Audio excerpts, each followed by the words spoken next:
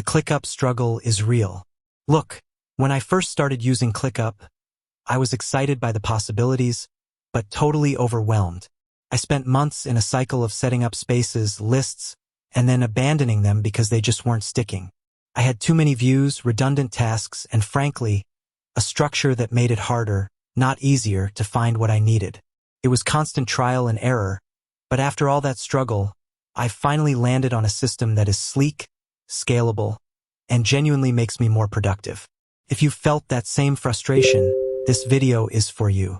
I'm going to walk you through the 3 biggest mistakes I made and exactly how I fixed them to create an optimized ClickUp setup. Mistake 1: overcomplicating the hierarchy. My first major mistake was overcomplicating the hierarchy. I was creating a new space for every tiny project, a folder for every quarter, and lists for things that should have just been statuses. I ended up with a massive, confusing sidebar. The fix: simplify your structure. I drastically consolidated. I now use a few core spaces based on major business areas, like client work, content creation, and internal operations. Everything else is managed within these spaces. Spaces are for big-picture divisions. Folders are for major projects or annual goals. Lists are for specific projects, campaigns, or evergreen areas within that folder. This means my sidebar is clean, and I know exactly where to go to find anything. Less clicking, more doing. Mistake 2: status overload. I thought having ultra-specific statuses would give me clarity. I had to do in progress writing, in progress editing, in review manager, in review client, and on and on. It was impossible to keep track of, and half the time I forgot to move the task anyway. The fix: adopt the minimal viable status set. I shifted to a much simpler system focused on actionability.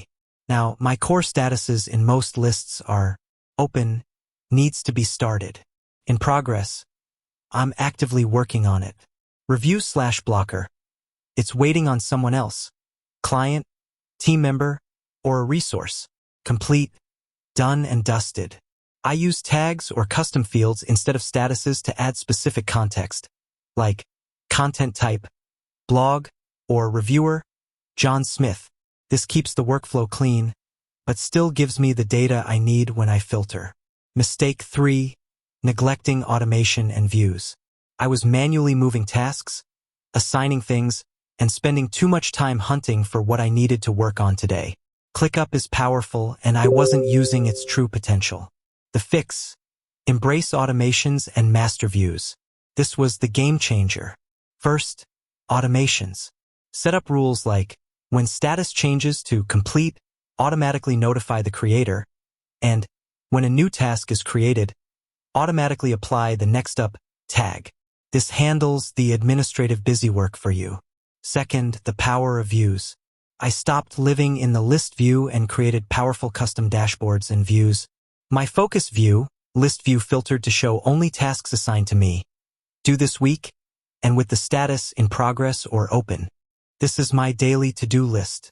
Kanban board, a separate board view for one specific list, like video production, so I can drag and drop tasks visually through the production pipeline. Home. I use the home feature as my true command center, seeing my scheduled tasks, reminders, and notifications all in one clean spot. By fixing these 3 core areas, simplifying the hierarchy, streamlining statuses, and leveraging automation and views, my ClickUp setup finally went from being a chore to a helpful tool. Took time, but the result is a system that works for me, not against me. With that said, thanks for watching, and until next time.